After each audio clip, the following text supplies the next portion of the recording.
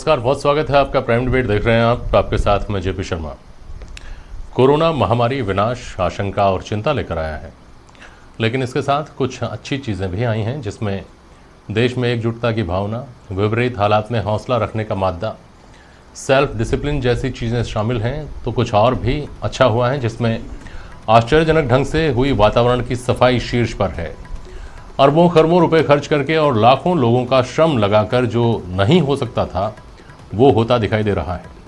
हवा साफ है, पानी साफ है, शहरों के धुंधलके में खो गए तारे रात को साफ नजर आने लगे हैं। ट्रैफिक की आवाज़ में दब चुकी पक्षियों की चहचहाट दिल को सुकून दे रही है। गंगा और जमुना जैसी नदियाँ निर्मल हो गई हैं। दूर दूर तक के पहाड़ साफ दिखाई देने लगे हैं।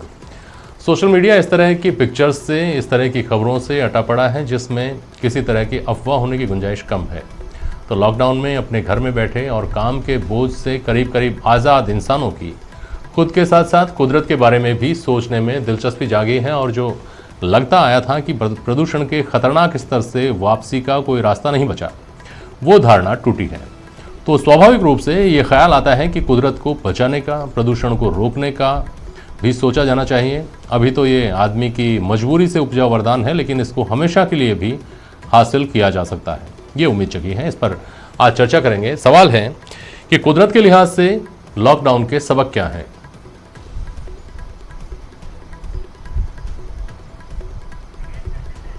हमारी एहतियात कैसे रोक सकती है प्रदूषण को?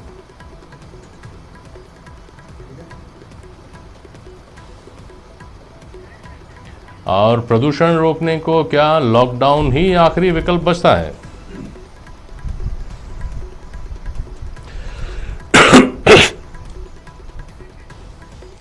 हमारे साथ प्राइम डिबेट में आज पीपुल्स फॉर एनिमल्स के प्रदेश के संयोजक सूरज सोनी जी हैं। संगीता गौड़ है हमारे साथ, सोशल एक्टिविस्ट और पर्यावरण और ख़ास तौर पर भारतीय पद्धति से कृषि के विषय में आपका दखल है। Doctor M.K. गुप्ता हैं, श्वास और एलर्जी रोग विशेषज्ञ हैं आप। और विजय सिंघल जी हमारे साथ जुड़े हुए हैं। आप CEE हैं, पोल्यूशन कंट्रोल बोर्ड राजस्थान में, चीफ एनवायरनमेंट इंजीनियर। बहुत स्वागत करता हूं मैं आप सभी का। सूरज जी, पहले एक आम आदमी के नज़रिए से आपसे समझना चाह रहा हूं कि आदमी घर में कैद है और कुदरत खुली हवा में सांस ले रही है। इंसानों की आवाज़ सुनाई नहीं दे रही, पक्षियों की, पशुओं की आवाज़ सुनाई दे रही है। कैसा महसूस करता है आप जैसा वन्य जीव प्रेमी, पक्षी प्रेमी आदमी, प्रकृति प्रेमी आदमी? देखिए, इस लॉकडाउन में जहां इस कोरोना वायरस से बहुत सी आफत लोगों के सामने आई है, वहीं पे एक प्रकृति का, कुदरत का एक वरदान भी जो साबित हुआ लॉकडाउन। और उसको हम ऐसे समझ सकते हैं कि आप देखिए कि आज जो जल प्रदूषण था, वायु प्रदूषण था और ध्वनि प्रदूषण था, तीनों में इस कदर तक जेपीजी कंट्रोल हुआ है कि आप हमारे उत्तर की नदियां देखेंगे, चाहे गंगा नदी को देखिए, जिसके लिए कहा जाता था पतित पावन निर्मल गंगा माता, तो वो आज उसकी झलक हमको दिखाई दे रही है जी। ऐसे ही दिल्ली से निकलने वाली यमुना नदी हो, चाहे कश्मीर की डल झील हो, चाहे उड़ीसा की चिल्का झील हो, चाहे मुंबई के मरीन ड्राइव का वो हिस्सा जहां पे लाखों ट्रक जो है हर महीने की महीने कचरे के रूप में, पोल्यूशन के रूप में, थैलियों के रूप में उत्सर्जन होता था, इकट्ठा होता था और सफाई में हजारों कर्मचारी लगते थे।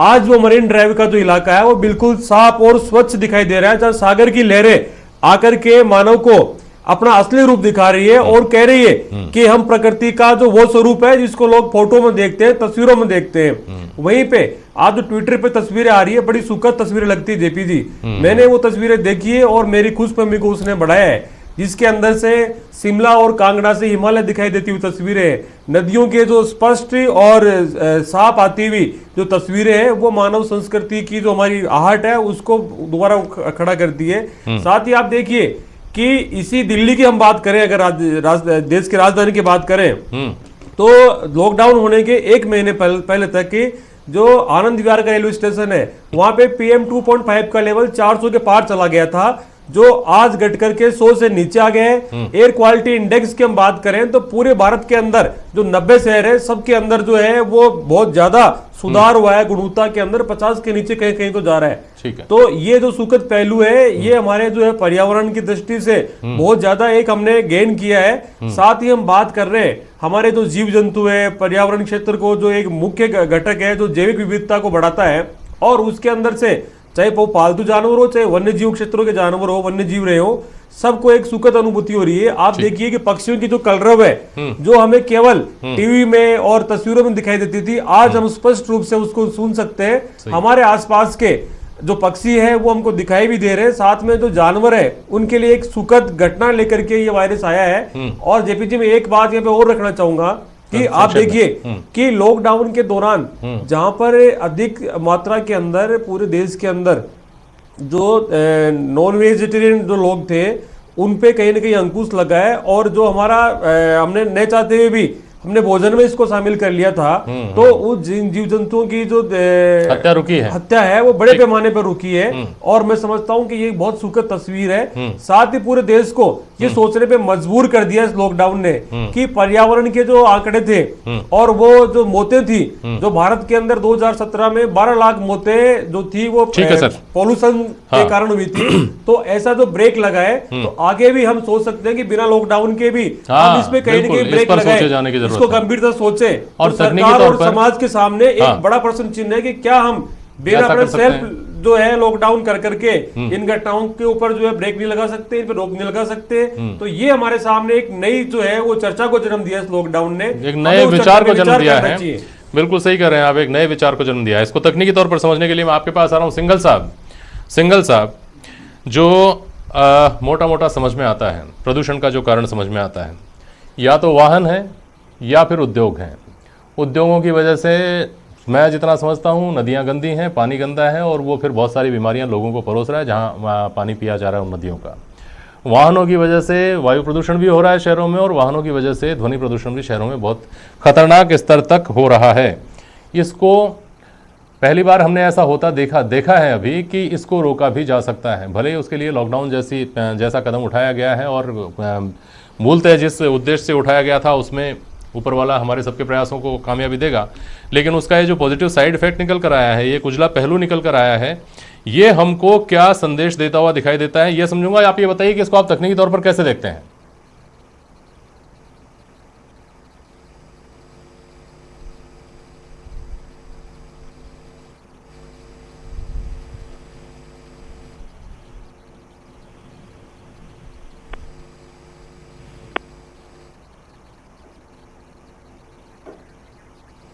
सिंघल जी सुन पा रहे हैं हमें?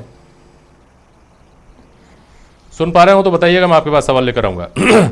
लेकिन इस बीच संगीता गौड़ आपके पास आ रहा हूँ। लोग वापस अपनी जड़ों को याद कर रहे हैं। इस संकट काल में क्या वरदान मांग रहा है आदमी कुदरत से, क्या वरदान उसको मांगना चाहिए? देखिए, सबसे अच्छी बात तो ये है कि कुदरत अब खुल के सांस लेने तो लग गई। अब तक तो हम ही सांस ले रहे थे, लेकिन अब कुदरत भी खुल के सांस ले रही है। इसका प्रमाण अभी सामने आ चुका है। ओजोन परत को भी हम देख सकते हैं। आपका पर्यावरण जो दूषित हो रहा था ट्रैफिक की वजह से या पॉल्यूशन की वजह से, वो भी बहुत ज़्यादा सीमित हो गया है, वो भी नहीं है। कारखाने चलते थे, कारखानों की वजह से जो उड़ने वाला जो धुआं था वो भी बहुत कम हो गया, वो भी है ही नहीं, वैसे ख़त्म हो गया।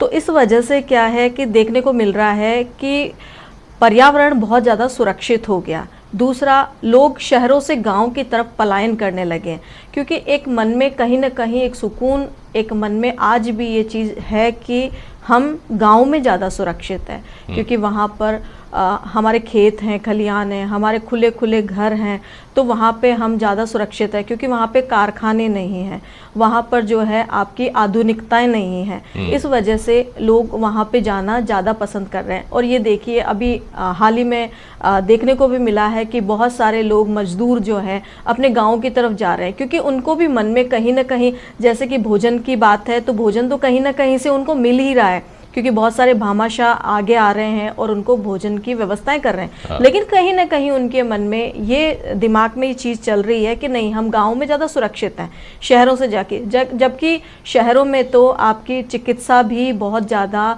आगे ऊपर तक पहुंच चुकी है। तो लोगों को मन में है कि मैं शहर में हूं तो शायद हो सकता है कि मैं जल्दी से डॉक्टर के पास पहुंच जाऊं। लेकिन इस चीज़ों को भी नकारते हुए लोग गांव की तरफ जा रहे हैं, क्योंकि लोग सोचते हैं कि प्रकृति के अंदर हम जब खुली सांस लेंगे तो वहीं हम सुरक्षित रह सकते हैं।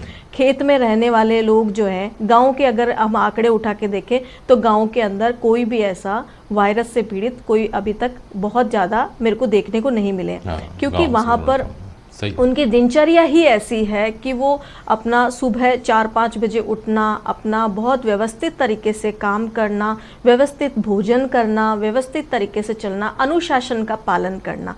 अब जैसे ये हम इस वायरस से, कोरोना जैसी वायरस से तो हम निकल जाएंगे, हमारा देश जीतेगा, हम सब जीतेंगे।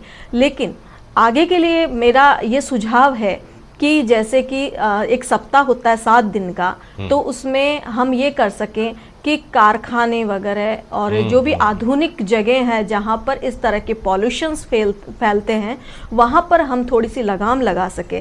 जैसे कि लॉकडाउन है, आज लॉकडाउन 40-45 दिन का लॉकडाउन चलने को आया, अब 3 मई तक लॉकडाउन चलेगा।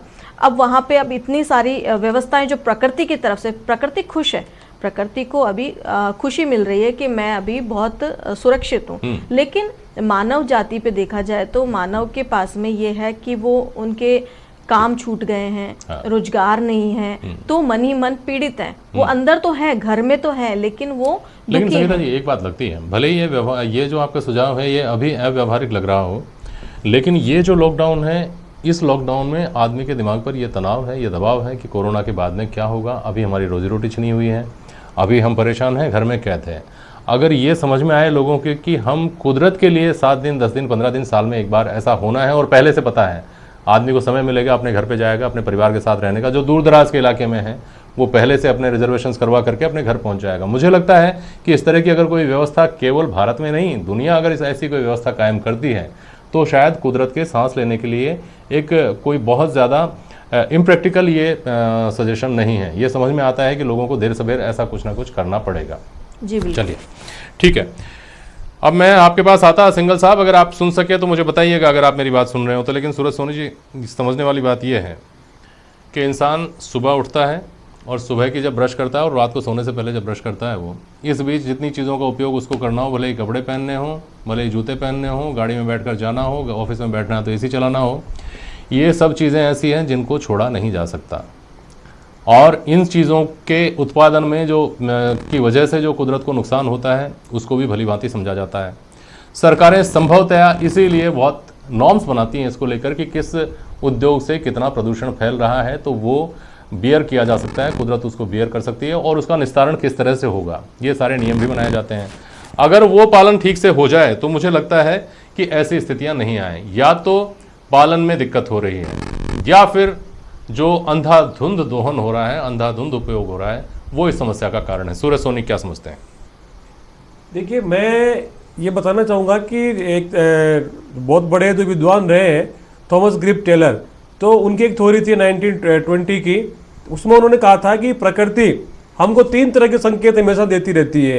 एक हमको ग्रीन सिग्नल वो देती है, दूसरा उसका येलो लाइट होता है और तीसरा रेड लाइट होता है। तो येलो और ग्रीन में तो ठीक है, आप थोड़ा सावधान रहिए, लेकिन जो रेड सिग्नल होता है, जो रेड लाइट होती है, हमको जो संकेत प्रकृति देती है, वो विनाश का संकेत होती है। वो हम देख और ये जो बीता हुआ जो 3-4 दशकों का जो समय हमारे देश में गया है, इसमें हम अभ्युदय की तलाश में हमने इतना भौतिक उत्पादन और इतना भौतिक जो विलासिता के जीवन में हम चले गए कि ये जो चीजें जिनके बिना हम रह सकते थे, जो संभव था, उसमें आपको रोकूंगा बीच में। विजय सिंगल जुड़ गए हमारे साथ। ये सवाल मेरा एक महत्वपूर्ण सवाल इनसे है।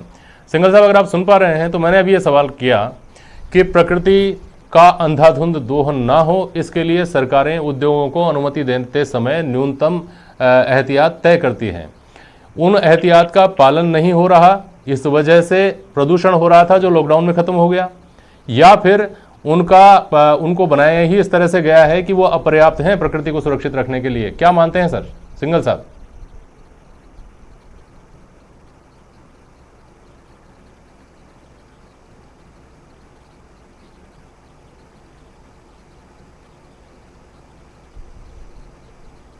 नहीं जुड़ पा रहे हैं सिंघल जी। सूर्य सोनी, आप अपनी बात कंप्लीट करिए बहुत संक्षेप में, बहुत संक्षेप में। तो मेरे कहने का तात्पर्य ये है कि आज हमारे सामने ये जो उपलब्ध है, हमको एक समय ने एक सबक दिया है, और हम जिस भौतिकवादी सोच पे चल रहे थे, हमारी दिनचर्या में जिन चीजों को हमने शामिल किया था, चाहे वो एसी रहा हो, चाहे कूलर रहा हो, चाहे वो कल कारखाने रहे हो, तो ऐसा नहीं कि हम उनके बिना रह नहीं सकते। तो हमको आज इस प्रकृति ने, इस समय ने एक इस बोर्ड पे लाके खड़ा किया है कि हम उस पे एक विचार करें, हम चर्चा करें कि क्या हम इन सबके बिना रह सकते हैं, क्या हम इन सबके बिना हमारा जीवन चल सकता है या नहीं चल सकता। ये सीधी सी बात है। और इसके अंदर ये जो प्रकृति का जो नियम है, इसकी हमको पीली लाइट है, इसको हमको समझना पड़ेगा, और रेड लाइट में चला जाए पूरा पर्यावरण और प्रकृति विनाश की दरवाजे पर चला जाए और देखा जाए, वापस लौटना पड़ेगा। तो देखा जाए तो ये जो कोरोना वायरस है, ये भी इसी जो हमारा संतुलन बिगड़ा है उसका एक दुष्प्रभाव निकल करके सामने है, और उसका बड़ा कारण ये कोरोना वायरस है। ठीक बात है, ठीक बात है। Doctor M.K. गुप्ता, बहुत सारी बीमारियां तो आप तो बेहतर जानते ही हैं, विशेषज्ञ हैं। लोग कहते हैं कि एलर्जी की वजह से ही होती हैं, हवा खराब है तो सब कुछ खराब है। आपको क्या लगता है, पॉजिटिव चीज़ें लेकर आएगा ये पोस्ट कोरोना जो पीरियड है वो, अगर इस तरह से पोल्यूशन कंट्रोल करने की लोगों को समझ अगर आ गई तो? देखो, ये तो बिल्कुल सत्य है कि पोल्यूशन जो है वो मानव शरीर को बहुत रूपों में प्रभावित करता है। शरीर का ऐसा कोई सा भी पार्ट नहीं है जो पोल्यूशन से प्रभावित नहीं होता हो। अगर हम बात करते हैं शुरू से, तो अगर हम हमारा शरीर का अंग आँख है, अगर पोल्यूटेड एयर रहती है, बाहर पोल्यूशन का लेवल ज़्यादा रहता है, तो आपने देखा आँखों में खुजली होना, आँखें इरिटेट होती है। नाक को बात करें तो छींके आना, नाक में इरिटेशन होना, गला में खरांस रहना, खांसी होना बार बार, सांस की तकलीफ बढ़ जाना जिसको हम अस्थमा COPD कहते हैं, उनके मरीज बढ़ जाता है। हार्ट पे अगर आप बात करें तो हार्ट का अटैक की रेट बढ़ जाना, हार्ट पे दुष्प्रभाव पड़ना। हमारे जो ब्रेन है, ब्रेन हेमरेज वगैरह जो है वो उनका अनुपात बढ़ जाता है। तो ये पोल्यूशन है वो मानव बॉडी का कोई सा भी ऑर्गन को छोड़ता नहीं है। उसका कारण ये है कि जो हम एयर लेते हैं, जो हम श्वास के द्वारा जो हमारी हवा जाती है, उसकी क्वालिटी पे डिपेंड करता है कि आपका शरीर कैसा है, वहाँ कहाँ का इफेक्ट पड़ेगा। और उसमें दो चीज़ें हैं मेनली जो पोल्यूशन का है, आपने भी बार बार सुना होगा PM 2.5। ये PM यानी पार्टिकुलर मटेरियल, ये क्या है एक्चुअल में? ये एक मटेरियल है जो कि इन गंदी चीज़ों से, सस्पेंस पार्टिकल से मिलकर बनता है। 2.5 का मतलब है कि जिसका 2.5 इसका मेजरमेंट है 2.5 माइक्रोग्राम, यानी कि बॉडी जो एयर के अंदर 2.5 माइक्रोग्राम से छोटी चीज़ है वो सीधी की सीधी नाक के द्वारा, श्वास के द्वारा लंग्स के अंदर जाके इकट्ठी हो जाती है। वो वहाँ पे जो लंग्स की एलुलाई होती है, जहाँ लंग्स की हवा का आदान प्रदान होता है, ऑक्सीजन अंदर ब्लड में जाती है, कार्बन डाइऑक्साइड बाहर निकलती है, उस एलुलाई में जाके जमा हो जाता है। तो हमारा जो वेंटिलेशन है वो पूरा खराब हो जाता है, उस वजह से सारी बीमारियां उत्पन्न होती है। जो बड़े पार्टिकल होते हैं PM 10 जिसको बोलते हैं, उससे ऊपर के पार्टिकल होते हैं वो नाक या गले में कहीं आके रुक जाते हैं, वो वहीं पे इफेक्ट करते हैं। लेकिन जो 2.5 से कम वाले पार्टिकल है वो सबसे खतरनाक पार्टिकल। अच्छा डॉक्टर साहब, ये समय कम बचा, एक सवाल का जवाब दीजिएगा पर्टिकुलर। अगर इस तरह से वास्तव में कोई तजवीज़ ऐसी आती है, कोई प्लान इस तरह के आते हैं दुनिया भर में कि मिसाल का 1 महीना, 15 दिन, 7 दिन जो डिसाइड करे, इस तरह से अगर एक ब्रेक लिया जाता है बीच में और उससे पोल्यूशन में कमी आती है, तो क्या वो साल भर कारगर रहेगी? बिल्कुल ये सही है कि अगर हम ये वाला जो समय गया है, इसने हमको ये बता दिया है कि अगर हम ये पीरियड जो गया है जिससे पोल्यूशन का लेवल हमारा लगभग 50-60% डाउन हो गया है, अगर हम देखा जाए तो एयर पोल्यूशन की क्वांटिटी, और 1 महीने इससे हमें 2-3 फायदे होते हैं। एक तो हमारा एयर पोल्यूशन, नॉइज पोल्यूशन या वाटर पोल्यूशन, ये तीनों तो ठीक है। इसके अलावा मेंटल हेल्थ, जो हमारा ब्रेन है वो काफ़ी एक्टिव हो जाता है जब हम रेस्ट करते हैं। 12 महीने हम काम करें लगातार, उसके बजाय अगर हम 11 महीने काम करें और 1 महीने रेस्ट देते हैं तो हमारे सोचने समझने की शक्ति बढ़ जाती है, हमारी एनर्जी पावर बढ़ जाती है, हम कुछ नए प्लान कर सकते हैं कि हम आगे कैसे हमारा वो रखें। स्ट्रेस लेवल काफ़ी कम हो जाता है कि हमारा जो बिजनेस है या हमारा कोई भी वर्क है उसको लेके हम क्या रुपये का बनाते हैं, तो हमारी काफ़ी कुछ यानी बॉडी का जो स्ट्रेस है वो काफ़ी सुधर सकता है अगर हम इस तरह की प्लान करें, लेकिन ओवरऑल हो और सबको एक साथ करना पड़े। ठीक बात है संगीता जी। जो ये कल्पना है कि लॉकडाउन हो या आदमी गांव में तो जाकर बस नहीं सकता, शहरों में रहने वाले आदमी को शहर में ही रहना पड़ेगा, यहाँ रहकर उसको हेल्दी डाइट, हेल्दी माहौल अपने लिए वो किस तरह से तैयार कर सकता है, इसका भी कोई रास्ता बचता है क्या छोटा मोटा? बिल्कुल, जीवन को थोड़ा सा अनुशासित करना पड़ेगा, ट्रेडिशनल लाइफ से जुड़ना पड़ेगा। हम शहरों में रहें कोई दिक्कत नहीं है, शहर में रह के भी हमें ट्रेडिशनल लाइफ से जुड़ना पड़ेगा। तभी हम इन सब चीज़ों से, ऐसे वायरस या ऐसी महामारियों से हमें खुद को सुरक्षित रख पाएंगे। क्योंकि पहले ही हम ये चीज़ देख चुके हैं, जैसे हम बार बार पॉल्यूशन पे आते हैं कि ट्रैफिक कम हो गया इसलिए हमारी हवा साफ़ हो गई। हवा साफ़ होने के कारण से आज चिड़ियों के चहकने की आवाज़ हम तक आने लगी। मंदिरों की जो होने वाली शाम की आरती है वो हमारे घर तक सुनाई देने लग गई। आज मंदिरों में भीड़ नहीं है, लेकिन आपके घर में आपको पता लगता है कि मंदिर में पूजा हो रही है। तो ये सब चीज़ें जो है, एक हम लोगों को पहले कि हम पुराने जीवन की तरफ, हमारे बुजुर्गों की तरफ जाते हैं तो वो भी यही बातें हमको बताया करते हैं कि हमारी लाइफ इस तरह की हुआ करती थी। तो थोड़ा सा लगाम देना पड़ेगा। जैसे कि 7 दिन का दिन है तो उसमें हमें एक दिन, हमें जैसे कि संडे का दिन एक कारखानों में या किसी ऑफिस वगैरह में छुट्टी रहती है संडे के दिन, तो वहां पे थोड़ा सा वो पॉल्यूशन कम हो गया, लेकिन आपका ट्रैफिक तो कम नहीं हुआ। तो कहीं ना कहीं एक ऐसा नियम बनाना पड़ेगा कि इस दिन जो है एक संकल्प लेना पड़ेगा कि इस 7 दिन के अंदर एक दिन जो है मैं पूरी तरह से कि मैं गाड़ी जो है पेट्रोल का बिल्कुल इस्तेमाल नहीं करूं, मैं घर पे ही रहूं या परिवार के साथ रहूं। आज लॉकडाउन की वजह से परिवार के लोगों के विचार आपस में मिलने लग गए, समझने लग गए। आपस में जो लोग बिजी रहते थे तो बच्चे नहीं कह पाते थे या बड़े बात नहीं कर पाते, तो आज वो बात भी करने लगे। ये तो 7 दिन में एक दिन ऐसा होना चाहिए जो अनुशासित तरीके से हमें संकल्प कर सके, स्व अनुशासित तरीके से। चलिए, बहुत शुक्रिया आप सभी का आज प्राइम डिबेट में शामिल होने के लिए। आज के लिए बस इतना ही। नमस्कार।